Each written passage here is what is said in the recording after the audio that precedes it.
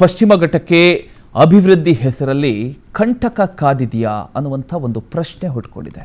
ಮಲೆನಾಡಿನ ಒಡಲು ಸೀಳೋದಕ್ಕೆ JCB ready ಆಗಿದೆಯಾ? ಮತ್ತೊಂದು ವಯನಾಡು ಆಗಲಿದೆಯಾ ಶಿವಮೊಗ್ಗದ ಆಗುಂಬೆ? ಮಲೆನಾಡಿನ ಒಡಲು ಸೀಳೋದಕ್ಕೆ ಈಗ ಜೆಸಿಬಿ ರೆಡಿ ಆಗಿದೆಯಾ ಅನ್ನುವಂಥ ಒಂದು ಪ್ರಶ್ನೆ ಈಗ ಹುಟ್ಟುಕೊಳ್ತಾ ಇದೆ. ಮತ್ತೆ ಮುನ್ನೆಲೆಗೆ ಬಂದಿದೆ ಸುರಂಗ ಮಾರ್ಗ ಯೋಜನೆ. 3,500 ಕೋಟಿ ರೂಪಾಯಿ ವೆಚ್ಚದ ಒಂದು ಸುರಂಗ ಮಾರ್ಗ ಇದಾಗಿದೆ. ಈ ಒಂದು ಮಾರ್ಗ ಯೋಜನೆಗೆ ಪ್ಲಾನ್ ಅನ್ನು ಮಾಡಿಕೊಳ್ಳಲಾಗಿದೆ. ವಯನಾಡು ದುರಂತದ ಬೆನ್ನಲ್ಲೇ ಈಗ ಈ ಒಂದು ವಿಚಾರಕ್ಕೆ ಆತಂಕ ಹೆಚ್ಚಾಗಿದೆ.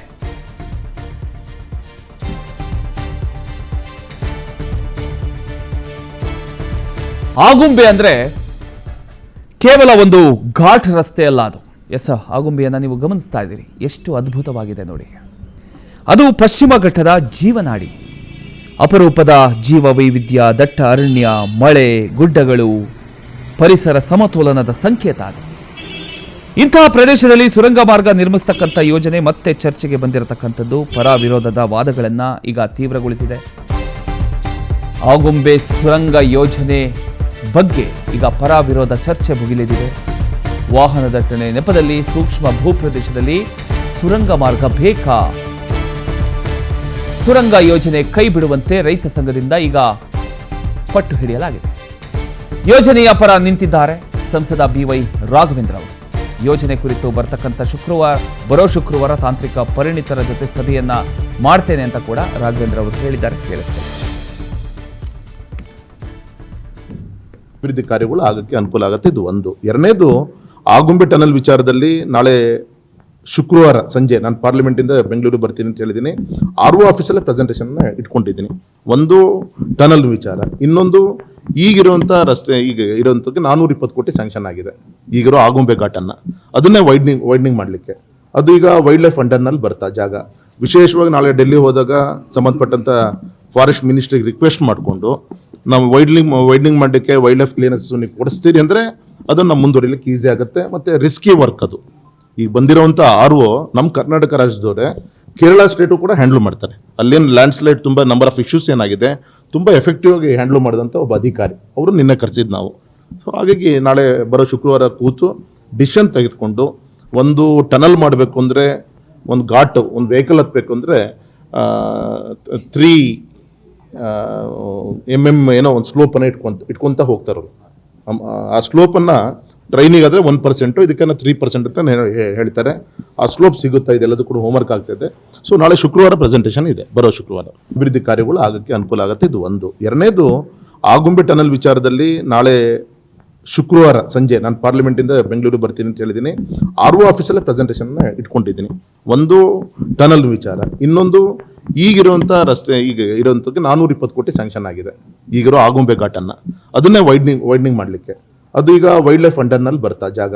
ವಿಶೇಷವಾಗಿ ನಾಳೆ ಡೆಲ್ಲಿ ಹೋದಾಗ ಸಂಬಂಧಪಟ್ಟಂಥ ಫಾರೆಸ್ಟ್ ಮಿನಿಸ್ಟ್ರಿಗೆ ರಿಕ್ವೆಸ್ಟ್ ಮಾಡಿಕೊಂಡು ನಾವು ವೈಡ್ನಿಂಗ್ ಮಾಡಲಿಕ್ಕೆ ವೈಲ್ಡ್ ಲೈಫ್ ಕ್ಲಿಯರೆನ್ಸ್ ನೀವು ಕೊಡಿಸ್ತೀರಿ ಅಂದರೆ ಅದನ್ನು ಮುಂದುವರಿಲಿಕ್ಕೆ ಈಸಿ ಆಗುತ್ತೆ. ಮತ್ತು ರಿಸ್ಕಿ ವರ್ಕ್ ಅದು. ಈಗ ಬಂದಿರೋವಂಥ RO ನಮ್ಮ ಕರ್ನಾಟಕ ರಾಜ್ಯದವರೇ ಕೇರಳ ಸ್ಟೇಟು ಕೂಡ ಹ್ಯಾಂಡ್ಲ್ ಮಾಡ್ತಾರೆ. ಅಲ್ಲೇನು ಲ್ಯಾಂಡ್ ಸ್ಲೈಡ್ ತುಂಬ ನಂಬರ್ ಆಫ್ ಇಶ್ಯೂಸ್ ಏನಾಗಿದೆ ತುಂಬ ಎಫೆಕ್ಟಿವ್ ಆಗಿ ಹ್ಯಾಂಡ್ಲ್ ಮಾಡಿದಂಥ ಒಬ್ಬ ಅಧಿಕಾರಿ ಅವರು ನಿನ್ನೆ ಕರೆಸಿದ್ದು ನಾವು.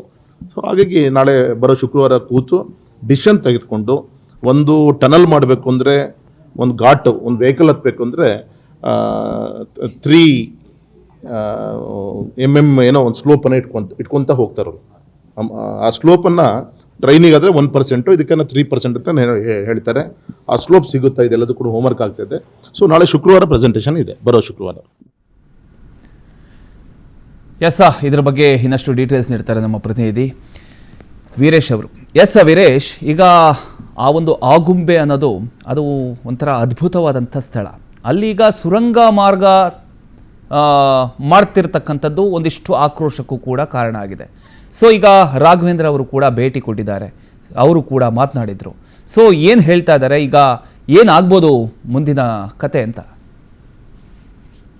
ಪ್ರಮೋದ್, ಏನಂದ್ರೆ ಆಗುಂಬೆ ಅನ್ನೋದು ಒಂದು ಕರ್ನಾಟಕದ ಚಿರಪುಂಜಿ ಅಂತಾನೆ ಕರಿಬಹುದು. ಇದು ಪಶ್ಚಿಮ ಘಟ್ಟ ಸಾಲಿನಲ್ಲಿ ಸೇರುವಂತ ಸೂಕ್ಷ್ಮ ಪ್ರದೇಶ ಆಗಿರುವಂತದ್ದು. ಹಾಗಾಗಿ ಒಂದು ರೀತಿಯಲ್ಲಿ ಇದು ಪರಿಸರಕ್ಕೆ ಮಾರಕವಾಗುತ್ತೆ ಅನ್ನೋ ಒಂದು ಪರಿಸರ ಪ್ರೇಮಿಗಳು ಮತ್ತು ರೈತ ಸಂಘದ ರೈತರು ಆಗ್ರಹ ಮಾಡ್ತಾ ಇರೋದು. ಅಂದ್ರೆ ಒಂದ್ ರೀತಿಯಲ್ಲಿ ಈಗ ದಕ್ಷಿಣ ಕನ್ನಡಕ್ಕೆ ಪ್ರಮುಖ ಕೊಂಡಿಯಾಗಿರುವಂತ ರಸ್ತೆ ಇದಾಗಿದೆ. ಯಾಕಂದ್ರೆ ಮಂಗಳೂರು, ಉಡುಪಿ ಸೈಡಿಗೆ ಹೋಗ್ಬೇಕಂದ್ರೆ ಇದೇ ರಸ್ತೆಯ ಮುಖಾಂತರ ಏನು ಶಿವಮೊಗ್ಗದಿಂದ ಹೋಗ್ಬೇಕಾಗಿರುವಂತದ್ದು. ಹಾಗಾಗಿ ಈ ಆಗುಂಬೆ ರಸ್ತೆ ಒಂದ್ ರೀತಿಲಿ ದಕ್ಷಿಣ ಕನ್ನಡಕ್ಕೆ ಪ್ರಮುಖ ಕೊಂಡಿಯಾಗಿರುವಂತದ್ದು. ಹಾಗಾಗಿ ಏನಂದ್ರೆ ಈ ಅಭಿವೃದ್ಧಿಯ ಹೆಸರಿನಲ್ಲಿ ಕಂಟಕ ಎದುರಾಗುತ್ತಾ ಅನ್ನೋ ಒಂದು ಪ್ರಶ್ನೆ ಕೂಡ ಮೂಡಿರುವಂತದ್ದು. ಯಾಕಂದ್ರೆ ಆಗುಂಬೆಯ ಸೂಕ್ಷ್ಮ ಪ್ರದೇಶದಲ್ಲಿ, ಅದು ಪಶ್ಚಿಮ ಘಟ್ಟದಲ್ಲಿ ದಟ್ಟ ಅರಣ್ಯ ಹೊಂದಿರುವಂತಹ ಆಗುಂಬೆ ಘಾಟಿಯಲ್ಲಿ ಸುರಂಗ ಮಾರ್ಗವನ್ನ ಮಾಡ್ತೇವೆ ಅನ್ನೋ ಒಂದು ಪ್ರಸ್ತಾವನೆ ಈಗಾಗಲೇ ಕೇಂದ್ರ ಸರ್ಕಾರಕ್ಕೆ ಸಂಸದರು ಇಟ್ಟಿರುವಂತದ್ದು. ಈಗಾಗಲೇ ಅದರ ಬಗ್ಗೆ ಪರ ವಿರೋಧದ ಚರ್ಚೆಗಳು ಕೂಡ ಶುರುವಾಗಿರುವಂತದ್ದು. ಜೊತೆಗೆ ಈಗ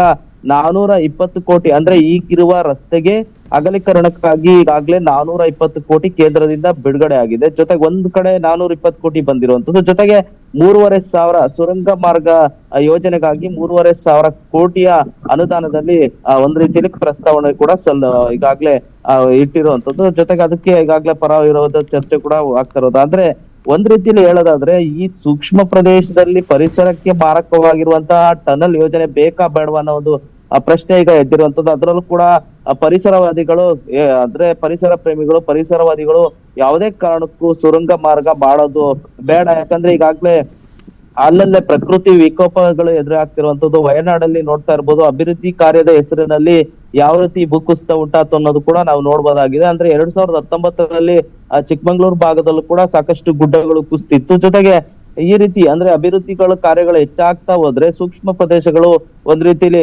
ಪ್ರಕೃತಿ ವಿಕೋಪಕ್ಕೆ ಕಾರಣ ಆಗುವಂತದ್ದು. ಹಾಗಾಗಿ ರೈತ ಸಂಘದ ಪ್ರಮುಖರು, ಜೊತೆಗೆ ಪರಿಸರ ಪ್ರೇಮಿಗಳು, ಪರಿಸರಾಸಕ್ತರು ಇವರೆಲ್ಲರೂ ಕೂಡ ಒಂದ್ ರೀತಿಯಲ್ಲಿ ವಿರೋಧ ವ್ಯಕ್ತಪಡಿಸಿದ್ದಾರೆ. ಆದ್ರೆ ಸಂಸದರು 3,500 ಕೋಟಿ ಯೋಜನೆಯ ಒಂದು ಪ್ರಸ್ತಾವನೆ ಸಲ್ಲಿಸಿದ್ದಾರೆ. ಜೊತೆಗೆ ಅಂದ್ರೆ ಅವ್ರಿಗಾಗ್ಲೇ ಆಗು ಹೋಗುವ ತಜ್ಞ ವೈದ್ಯರಿಂದ ಮಾಹಿತಿ ಪಡೆದು ಆ ಯೋಜನೆ ಬಗ್ಗೆ ನಾವು ಮುಂದೆ ಕಾಲಿಡುವಂತದ್ದು. ಜೊತೆಗೆ ಏನ್ ಹಿರಿಯ ಪರಿಸರ ಪ್ರೇಮಿಗಳು, ಅಧಿಕಾರಿಗಳು ಇದ್ದಾರೆ, ಅವರ ರೀಜನಲ್ ಆಫೀಸ್ ನಲ್ಲೇ ಒಂದ್ ರೀತಿ ಪ್ರೆಸೆಂಟೇಶನ್ ನೋಡಿ ಪರ ವಿರೋಧ ಚರ್ಚೆ ಮಾಡಿ ನಂತರ ಕ್ರಮ ಕೈಗೊಳ್ತೀವಿ, ಮತ್ತೆ ಕೇಂದ್ರ ಸಚಿವರಿಗೂ ಕೂಡ ಮನವಿ ಮಾಡ್ತೇವೆ ಅನ್ನೋ ಒಂದು ಮಾತನ್ನ ಸಂಸದ BY ರಾಘವೇಂದ್ರ ಕೂಡ ಹೇಳಿದ್ದಾರೆ. ಪ್ರಮೋದ್, ಥ್ಯಾಂಕ್ ಯು ನಿಮ್ಮೆಲ್ಲ ಮಾಹಿತಿಗಾಗಿ ವೀರೇಶ್.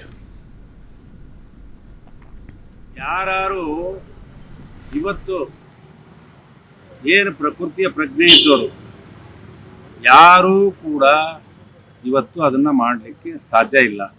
ವಯನಾಡಲ್ಲಿ ಏನಾಗಿದೆ ದುರಂತ, ಇವತ್ತು ಹಾಸ್ಪಿಟ್ಲಿಗೆ ಹೋಗೋಕ್ಕೆ ಎಕ್ಸ್ಪ್ರೆಸ್ ನಾವು ಭಾಳ ಬೇಗ ಹೋಗೋಕ್ಕೆ ಅಂತೇಳಿ ಟನಲ್ ಮಾಡಕ್ಕೆ ಹೋಗ್ತಿರಲ್ಲ. ನೀವು 100 ಜನ ಆಸ್ಪತ್ರೆಗೆ ಹೋಗೋರು ಪ್ರಾಣ ಉಳಿಸಿದ್ರೆ 1000 ಜನ ಊರೇ ನಾಶ ಆಗುತ್ತೆ. ಸಂಪೂರ್ಣ ಊರೇ 1000 ಜನ ಪ್ರಾಣ ಹೋಗುತ್ತೆ. ನೀವು ಅದನ್ನು ತತ್ಕ್ಷಣ ಕೈ ಬಿಡಿ, ಪರಿಸರ ಹಾಳು ಮಾಡಬೇಡಿ. ಪರಿಸರ ಹೇಗಿದೆ ಈಗಾಗಲೇ ಸಾಕಷ್ಟು ಹಾಳಾಗಿದೆ. ಅದು